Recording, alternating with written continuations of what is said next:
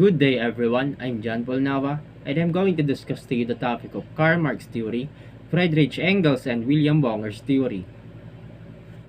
Let's first focus on Karl Marx theory. Who is Karl Marx? Karl Marx was born on May 5, 1818. He is also known as the father of Marxism.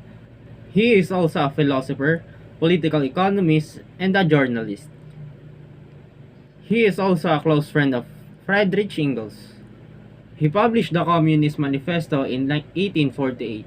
Later in life, he wrote the Das Kapital. The first volume was published in Berlin in 1867.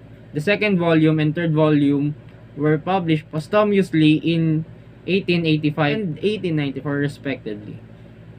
Karl Marx died on March 4, 1883. Here are the two works of Karl Marx. First, the Communist Manifesto. The Communist Manifesto was written by Karl Marx and Friedrich Engels and it is published on 1848.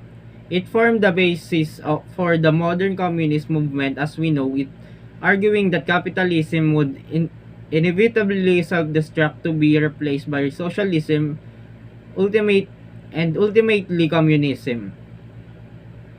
After he wrote the Communist Manifesto, he next wrote the Das Kapital, or also known as the Capital, a critique of political economy. It is the foundational theoretical text in materialist philosophy, economics, and politics. Now, let's focus on Karl Marx theory, or also known as the Marxism theory. First, what is Marxism?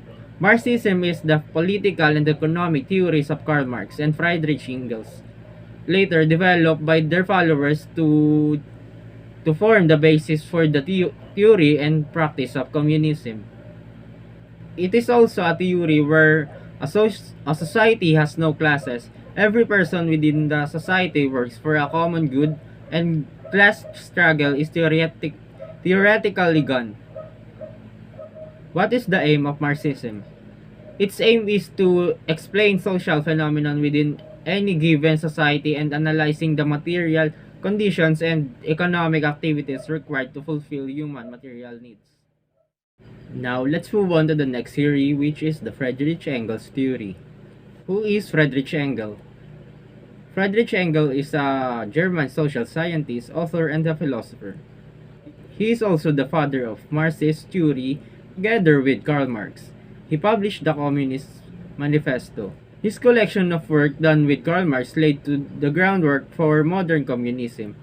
Engels and Marx wrote and published many articles and books together that attempted to expose the uneven distribution of wealth gained during the Industrial Revolution. Their writings see capitalism as an exploitative system that benefits the owners of land, capital, and means of production more than the workforce. Engels and Marx claimed that the surplus value created by workers in excess of wages produce significant profits for owners of capital, a central theme in Engels' contribution to modern communism. Now, let's focus on the last theory of William Bonger. Who is William Bonger? William Bonger is a preeminent Dutch criminologist. He is a Dutch scholar best known for his application of Marxism to criminology in his Criminality and Economic Conditions, first published in 1905. He is also a central figure in the establishment of criminology in the Netherlands. His sophisticated view of socio-economic causes of crime in capitalism retains in relevance to this day. In particular, his notion of egoism and demoralization. Despite the fact that Marx did not address crime in systematic way, criminologists have used Marxist theory, laws, crime, and the criminal justice system over in the past 40 years. Marxist criminology was become a core component of what has been broadly referred to as critical criminology. Many critical criminologists have contributed to the development of Marxist criminology, and its position within the field of critical criminology is well established.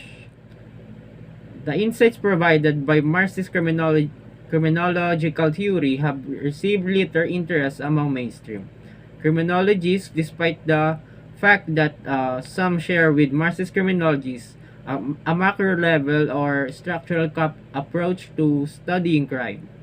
Recent development in Marxist criminological theory have slowed.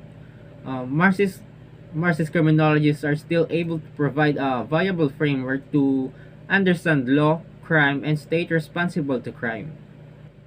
And that's all about the William Bonger's theory. Here is the famous line of Karl Marx. The production of too many useful things are results of too many useless people. That's all for today.